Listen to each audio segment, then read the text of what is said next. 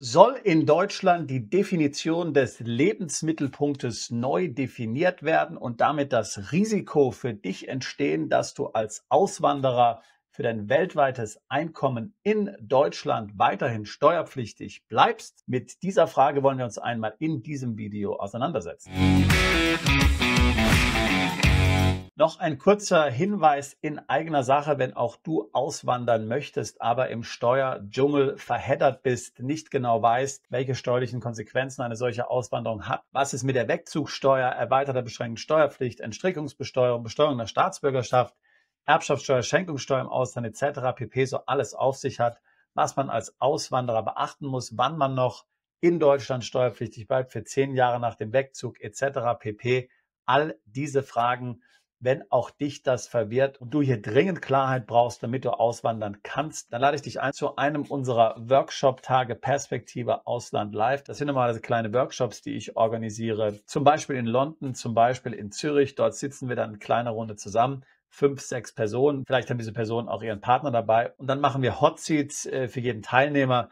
Wir gehen hier den Einzelfall jedes Teilnehmers durch. Die ganze Gruppe geht hier den Fall durch. Ich beantworte dann die entsprechenden Fragen. Jeder lernt an den Fällen der anderen mit. Also ein sehr intensives Eintagesprogramm.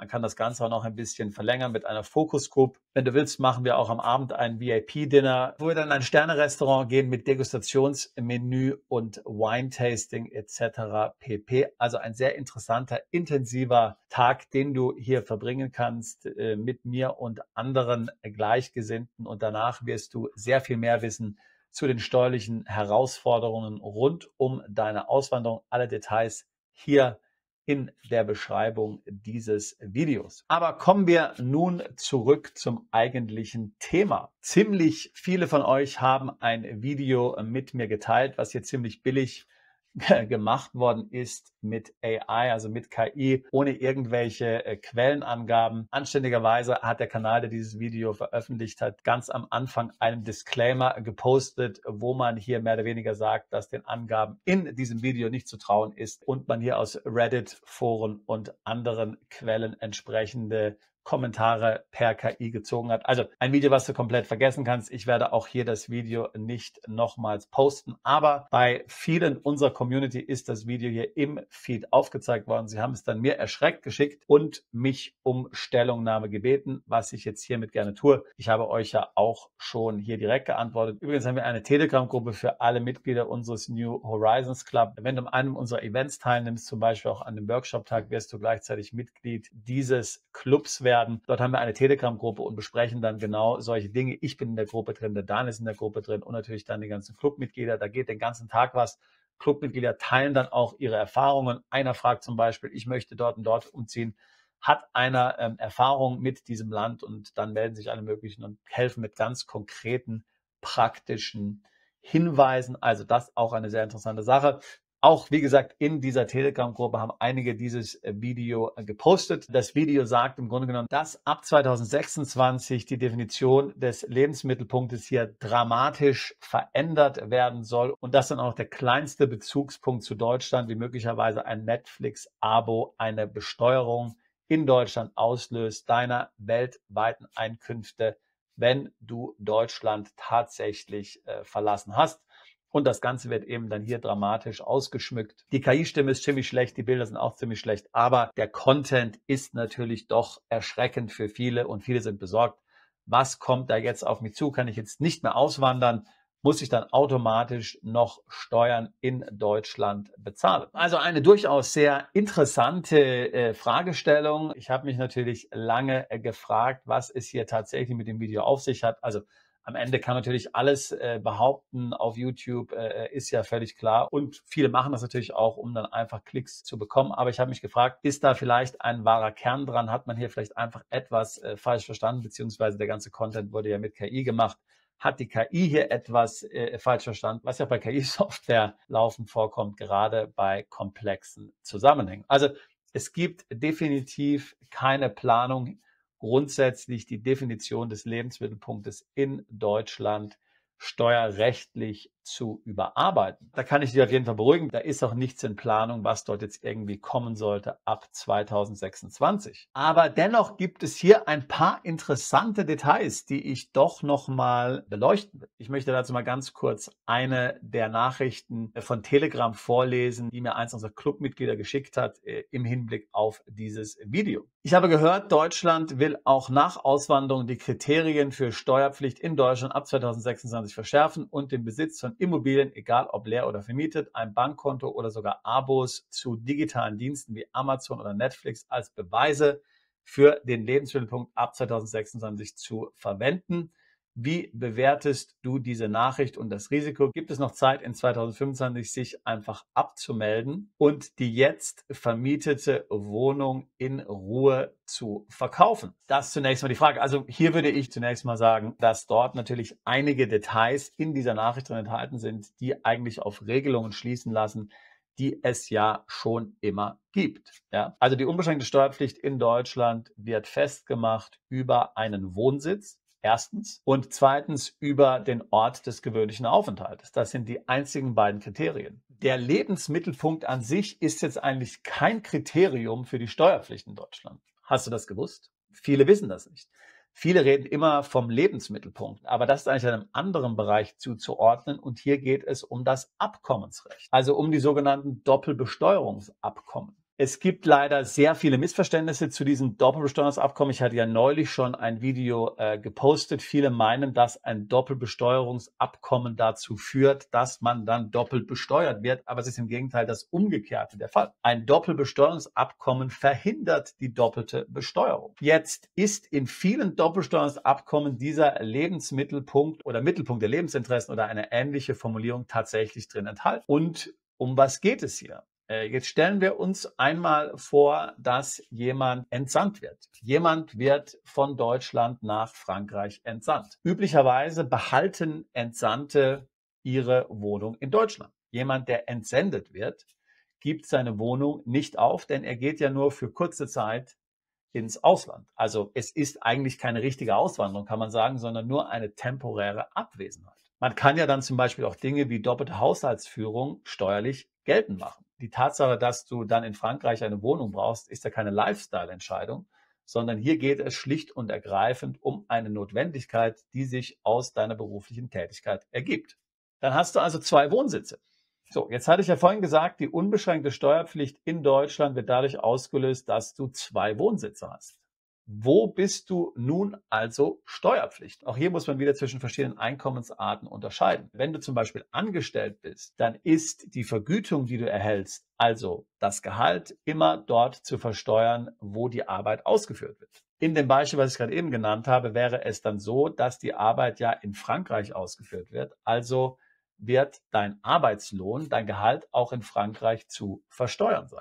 Was aber nun, wenn du zum Beispiel eine Abfindung aus Frankreich erhalten würdest? Also zu den Arbeitstagen in Drittstaaten, du kommst aus Deutschland, du bist in Frankreich im Arbeitseinsatz, musst dann aber einmal in die USA reisen oder hältst dich auch noch ziemlich viel in den USA auf, um dort zu arbeiten. Also du hast eine Wohnung in Deutschland, du hast eine Wohnung in Frankreich und bist dann in den USA, sogenannte Dritttage. Oder du bekommst einen Sign-on-Bonus. Diesen bekommst du ja möglicherweise, solange du noch in Deutschland wohnst. Oder du bekommst hinter einer Abfindung aus Frankreich oder einen anderweitigen Bonus, dann bist du wahrscheinlich schon wieder in Deutschland zurück. Nach bisherigem Verständnis wären diese Einkünfte ebenfalls in Frankreich zu besteuern. In meinem Beispiel. Und hier ist es nun so, dass das BMF, also das Bundesministerium für Finanzen 2023, ein Schreiben herausgegeben hat, wo es konkret um die Besteuerung des Arbeitslohnes geht. Und da geht es ganz spezifisch um Entsandte, um genau solche Szenarien, die ich gerade eben genannt habe. Und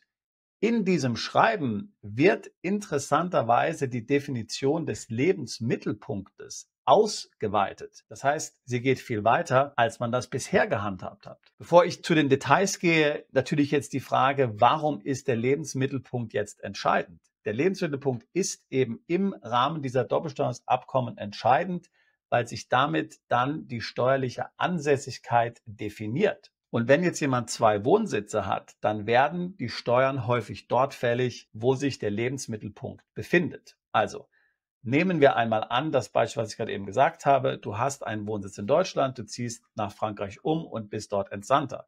Dann nimmst du ja üblicherweise deine Familie mit.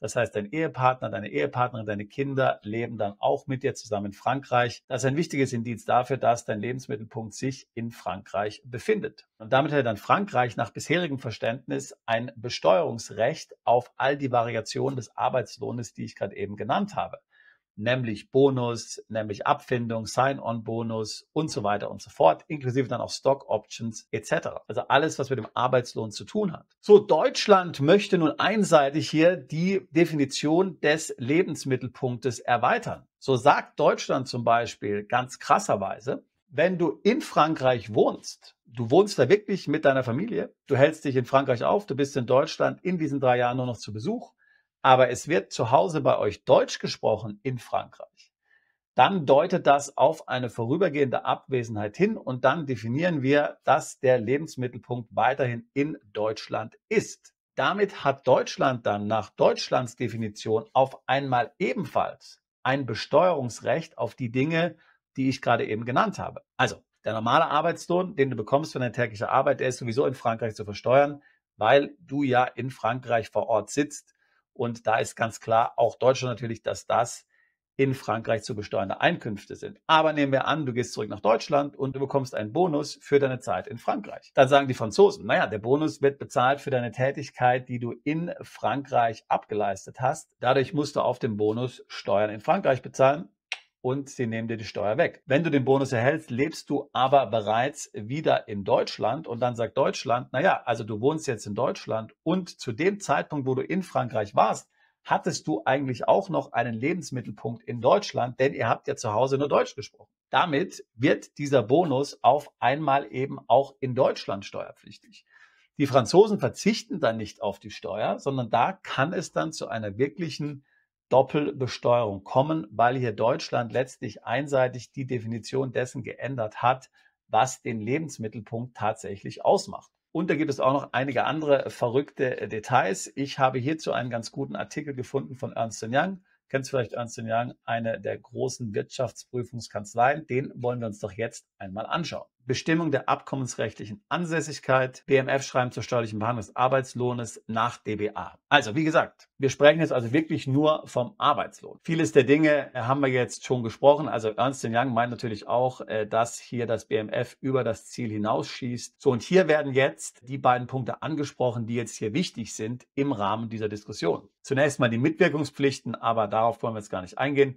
Wird die bisherige Wohnung beibehalten, ist dies ein Indiz dafür, dass weiterhin gewichtige persönliche Beziehungen im Heimatland bestehen. So, das wird ja in irgendeiner Weise von diesem Video so am Rande aufgegriffen. Ja. Ich hatte ja gesagt, dass das im Grunde nach bisherigem Verständnis kein Problem war, wenn du jetzt Expat bist, also unter der spezifischen Bedingung, dass du Entsandter bist du ins Ausland gegangen, du warst vorübergehend abwesend, du hast die Wohnung nicht benutzt, du musstest diese eigentlich auch nicht vermieten. Ja. Das heißt, es war in Ordnung, wenn du einen Wohnsitz hattest. Ja. Das wird jetzt eben in Frage gestellt, weil damit gesagt wird, du hast deinen Lebensmittelpunkt weiterhin in Deutschland und damit hat Deutschland ein Besteuerungsrecht auf diese zusätzlichen Gehaltskomponenten, die ich gerade eben genannt habe. Für das Kriterium der Ansässigkeit ist stets auf den Zeitpunkt des Zuflusses nach § 11 EStG abzustellen. So, das ist die Sache mit dem Bonus etc., die ich gerade eben genannt habe. Das heißt, im Grunde genommen, selbst wenn dieser Bonus, sage ich zum Beispiel mal, bezahlt wird für eine Tätigkeit in Frankreich, werden in Deutschland dann Steuern verlangt. Die Franzosen werden aber gleichzeitig Steuern verlangen. Also musst du doppelt besteuern. So, jetzt kommen wir tatsächlich auf den Mittelpunkt der persönlichen Interessen, auch Lebensmittelpunkt genannt. Als wesentliches Kriterium für die Bestimmung des Lebensmittelpunktes der persönlichen Interessen nennt das BMF-Schreiben im Folgenden: familiäre und gesellschaftliche Beziehungen, politische, kulturelle und sonstige Verwurzelung, Ausstattung und Größe der Wohnung, Privataktivitäten, Mitgliedschaft in Parteien und Vereinen. In diesem Zusammenhang sollen die jeweiligen gesellschaftlichen und politischen Gegebenheiten des Vertragsstaates berücksichtigt werden. Wie die Finanzverwaltung diesen Hinweis praktisch umsetzt, bleibt abzuwarten. Neu sind in der Liste die Kriterien im Vergleich zum Schreiben vom 3.5.2018 zwar die letzten 3 Punkte, doch die Aufzählung entspricht der von einigen Finanzämtern bereits praktizierten Vorgehensweise. Dort wird unter anderem sogar abgefragt, an welche Anschrift, Zeitschriften, Abonnements oder andere wiederkehrende Lieferungen und Leistungen erfolgen und wo medizinische Behandlungen in Krankheitsfällen ohne Notfälle stattfinden. Jetzt könnte man sagen, da werden ja einige Punkte in diesem Video hier dann aufgegriffen, fälschlicherweise. Denn wie gesagt, hier geht es nur um den Arbeitslohn und dann auch nur unter ganz bestimmten Voraussetzungen. So, besonders kritisch wird das Ganze für den Arbeitgeber, denn der Arbeitgeber muss nun letztlich abfragen, laut dem BMF soll das gefordert werden, ob möglicherweise der Arbeitnehmer den Schwerpunkt seiner persönlichen Interessen in Deutschland weiter hat. Er muss dann nach Dingen fragen wie Freunde, Verwandte, Zeitschriften, Abos und so weiter und so fort. Das Ganze scheint mir ein ziemliches Problem zu sein. Alleine schon datenschutzrechtlich kann man sich das Ganze kaum vorstellen. So, jetzt sind hier auch einige Beispiele in diesem BMF-Schreiben enthalten, die Ernst Young nennt. Zum Beispiel 3-jährige Entsendung mit Familienbegleitung. Der Arbeitnehmer ist in Deutschland aufgewachsen. Er ist dort Eigentümer eines selbstgenutzten Einfamilienhauses und vermietet eine weitere Immobilie. Sein deutscher Arbeitgeber entsendet ihn für 3 Jahre ins Ausland. Rund 30 Arbeitstage im Jahr übt er seine Tätigkeit in Deutschland aus. Die Familie begleitet ihn ins Ausland. Sprache, Kultur und Gesellschaft des aufnehmenden Staates sind ihm fremd. Weihnachten verbringt er in Deutschland. Hier stellt die Finanzverwaltung bei den persönlichen Interessen unter anderem darauf ab, dass die gewichtigen Interessen im Ausland nicht auf Dauer angelegt sind. Rückkehrabsicht.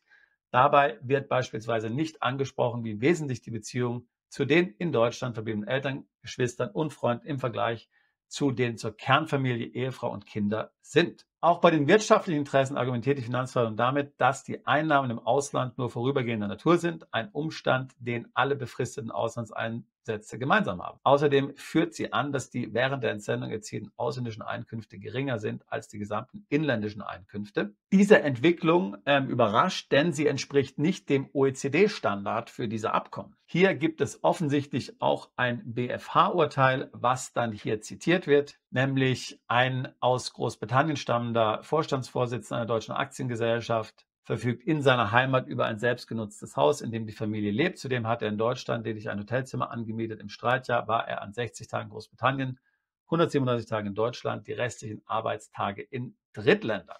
In diesem Beispiel hat der BfH zugestimmt letztlich, dass Deutschland hier das Besteuerungsrecht hat für diese Einkünfte aus Drittstaaten und nicht Großbritannien. Großbritannien hat dann eben auch hier das Besteuerungsrecht letztlich unterstrichen und so musste der arme Mann dann in beiden Ländern Steuern bezahlen.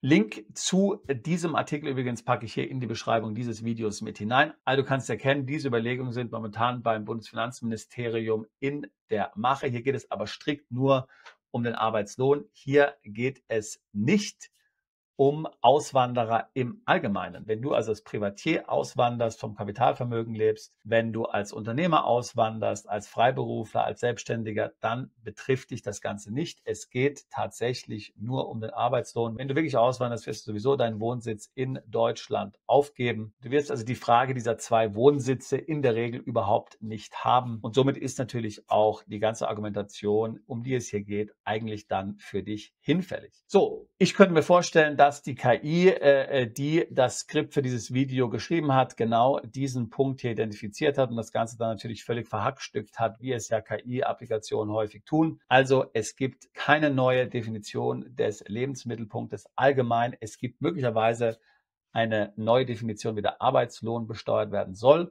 Dabei wird dann auch der Lebensmittelpunkt vielleicht erweitert werden. Man muss sehen, was da dann am Ende tatsächlich kommt. Aber das wird in der Regel für die klassischen Auswanderer, gerade mit denen, die auch unseren Kanal hier schauen, nicht viel zu tun haben. Wenn du entsandt werden sollst und du glaubst, dass du von solchen Regelungen betroffen bist, macht es sicherlich Sinn, mit deinem Arbeitgeber zu sprechen und dich dann entsprechend aufzustellen, möglicherweise den Wohnsitz in Deutschland aufzugeben, wenn tatsächlich eine solche Bestimmung in Kraft treten sollte. Lange Rede, kurzer Sinn. Panikmache für nichts. Es gibt keinen Grund, dass du jetzt hier vorschnell auswanderst, wobei eine Auswanderung so schnell wie möglich ist immer eine gute Idee, aber nicht in Panik Deutschland verlässt. Das ist meiner Meinung nach nicht notwendig. Wenn diese Themen auch für dich relevant sind, dann würde ich mich freuen, mit dir ein Beratungsgespräch zu führen. Link dazu packe ich hier in die Beschreibung dieses Videos mit hinein. Wir tun seit fast 20 Jahren nichts anderes, als uns genau mit solchen Themen hier auseinanderzusetzen. Komm zu unserem Workshop, wenn du auswandern willst. Da können wir die meisten deiner steuerlichen Fragen sicherlich an diesem einen Tag klären. Ansonsten gerne ein Beratungsgespräch. Ich würde mich freuen, auch dich alsbald zu unserer Mandantschaft zählen zu können. Bist du Unternehmer, Freiberufler oder Investor? Zieht es dich schon lange ins Ausland? Mach heute den ersten konkreten Schritt in eine Zukunft mit mehr Geld und mehr Freiheit. Buche ein Beratungsgespräch mit Sebastian und seinen Kollegen.